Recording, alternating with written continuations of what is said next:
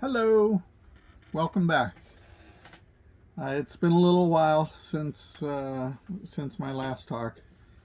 I've been distracted. My wife Diana and I have been traveling in our motorhome through New Mexico, Texas, Oklahoma, Arkansas, and Tennessee. I'd like to say briefly, we're really lucky to live in such a wonderful country.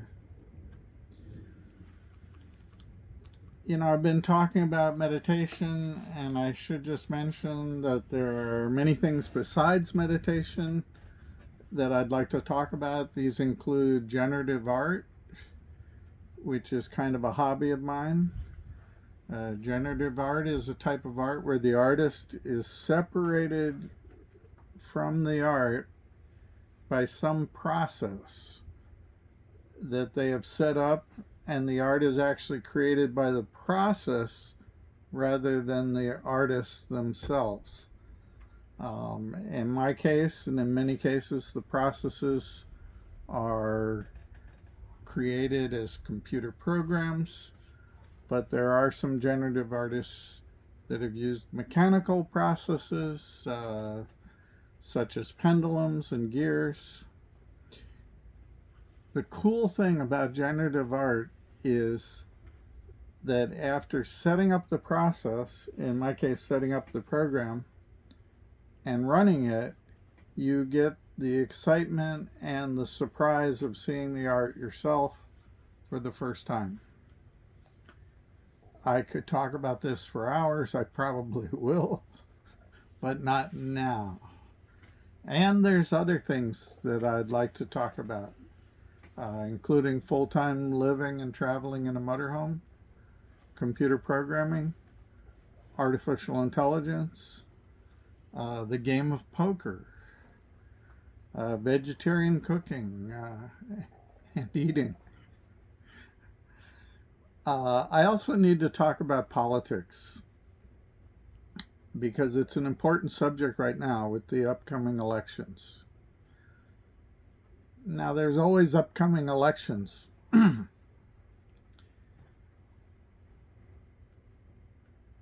But it seems that our great country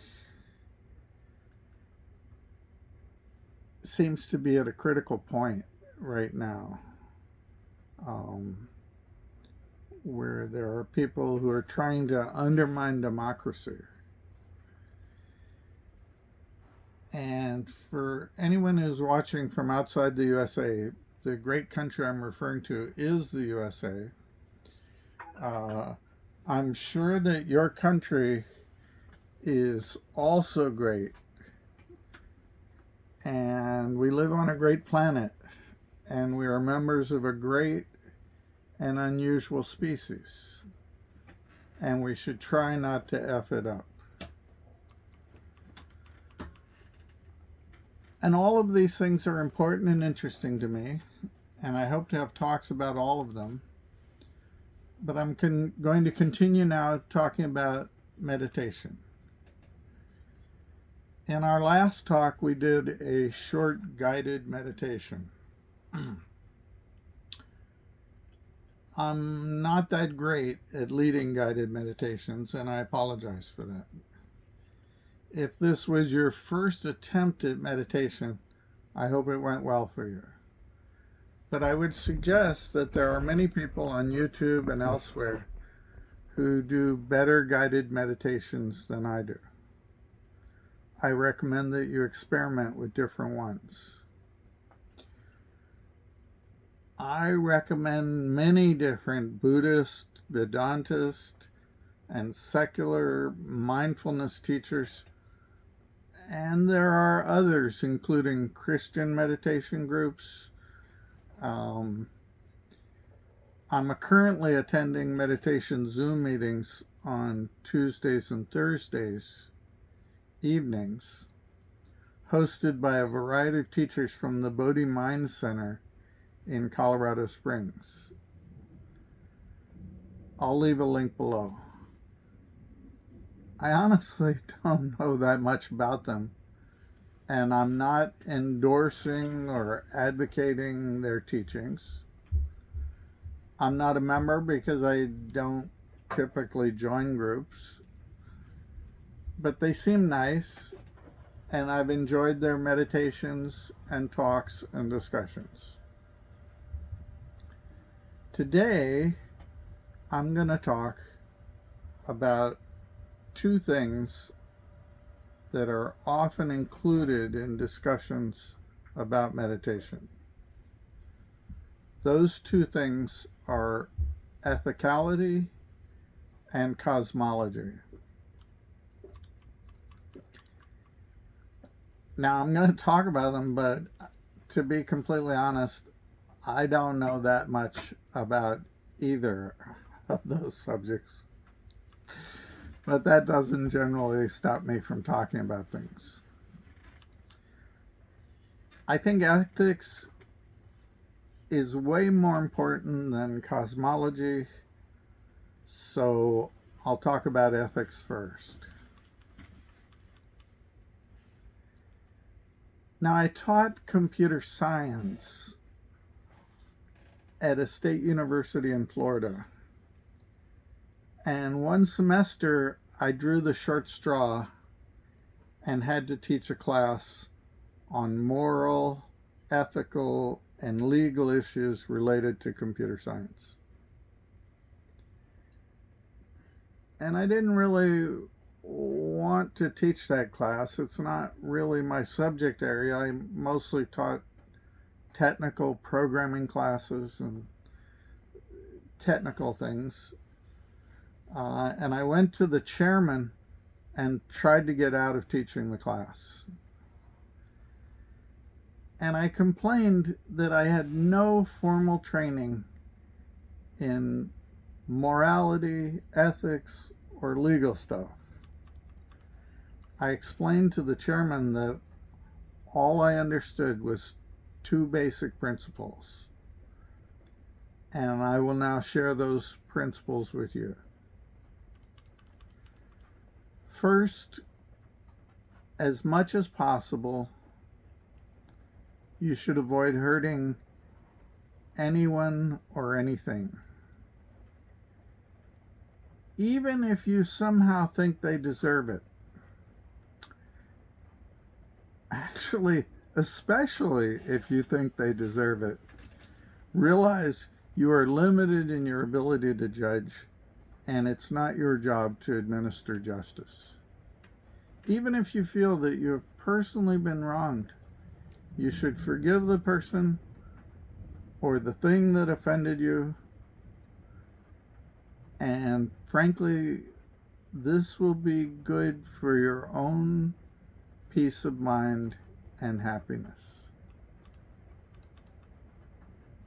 There's a saying that's attributed to the Buddha that holding on to anger is like taking poison and expecting it to hurt someone else. If you do feel angry about some injustice, it's a good idea to forgive people just for the sake of your own peace of mind and happiness. The second principle, the first principle was, again, to avoid hurting anyone or anything. And the second principle that I can think of about ethicality is to not take anything that does not belong to you or was not given to you freely.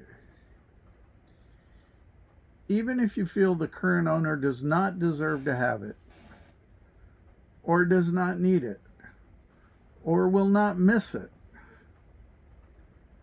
Again, it's not your job to judge or administer justice. So I was there talking to the chairman, and I was trying to get out of teaching this class. And I asked him, how was I supposed to make an entire semester of classes out of these two principles? But I couldn't get out of teaching the class. and I guess it turned out okay. We spent most of the time in discussions, and we went on 2 field trips to see 2 movies. One of them was called Ender's Game, which I thought was pretty good. And then we also saw some boring movie about Julian Assange that I don't recommend or remember the name of. Now, before I get a bunch of comments below, and I don't mind if anybody wants to make comments, that's fine. But I'd just like to say that there might be circumstances where you do have a responsibility to judge and administer justice. I have served on juries and been involved in student conduct issues at a university. And there is realistically a pragmatic balance between being fair to someone and also being fair to someone that they have harmed. If it is your job to be a judge or to enforce the law, I thank you for your service and ask you to be absolutely ethical in your work. And by the way, meditation, practicing meditation and keeping a clear head is a great idea in this line of work. Okay, so that's it for ethicality. And I mentioned before that 2 things that are often taught along with meditation is ethicality, which I think is important. Living an ethical life will help you keep your head clear and help you to meditate. And the other thing is cosmology and philosophy. And most of the traditional meditation schools include this. But I've noticed that many modern teachers tend to minimize this. I recommend keeping an open mind, but also being skeptical of any of this stuff. But don't let this interfere with the meditation itself. Meditation is a practice. It's not something that you should believe in. Meditation is a practice. It's not something that you need to be philosophical about or even understand. It's something that you do. And so that's sort of it. But there's one concept that I'd like to bring up at this point. And it was a concept that my father taught me when I was around 10 years old. And the funny thing is, I talked to him much later in life, and he didn't remember it. But I've always remembered it, and it's had a great influence on my life. Like I said, I was around 10 years old. I don't remember exactly how old I was, but it was around 10 years old. And my dad was driving me home from Sunday school. And I explained to him that my grandmother was in hell because she had died without accepting Jesus as her Savior.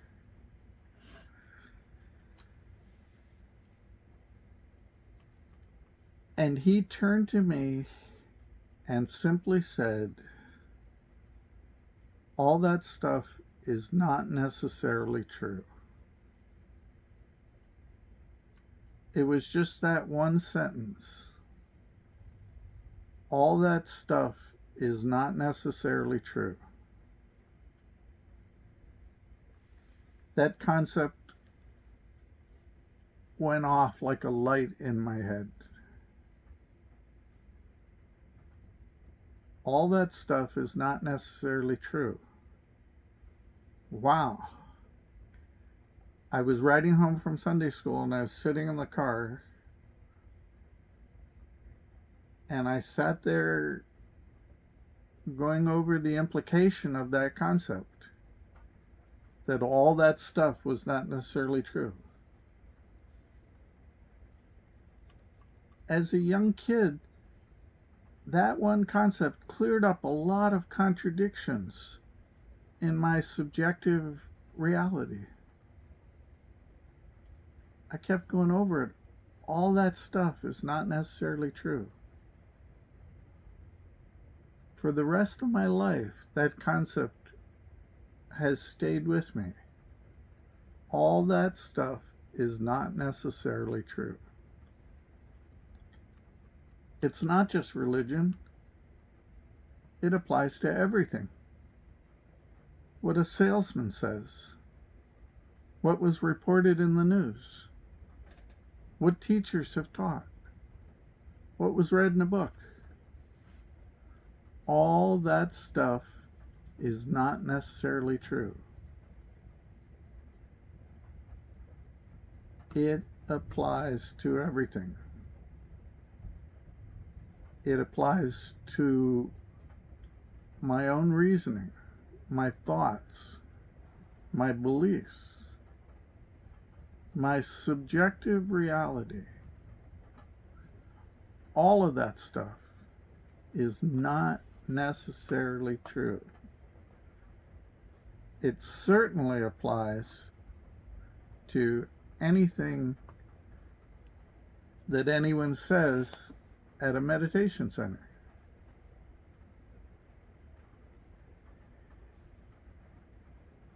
I believe it is important.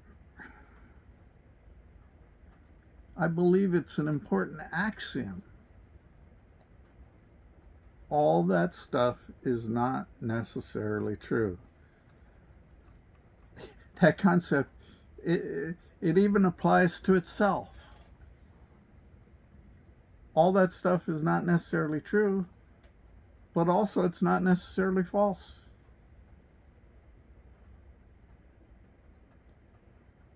Anyway, I've gone on long enough at this point, and I'll just leave you with a suggestion. Take the concept, all that stuff is not necessarily true,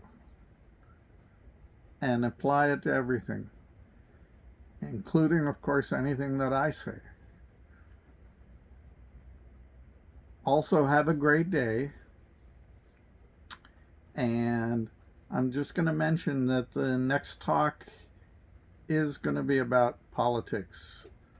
So, because the next election is a few weeks away, and there's some stuff that I feel that I really should talk about.